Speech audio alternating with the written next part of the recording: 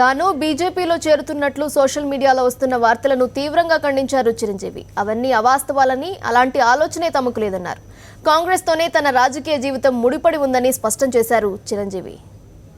ఒక తప్పుడు ప్రచారం ఈ నేపథ్యంలో నేను దాన్ని ఖండించడం కోసంగా అవకాశం తీసుకుంటున్నాను.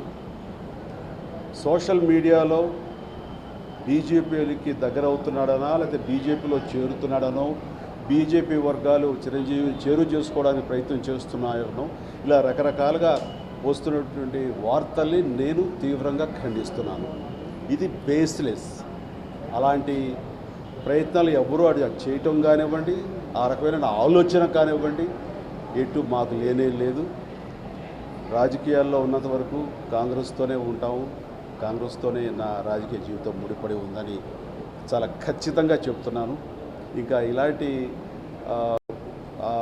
వార్తలకి అవకాశం లేకుండా మీరు దీన్ని సమాప్తం చేయాలి, ఫుల్ స్టాప్ పెట్టాలి. Thank you.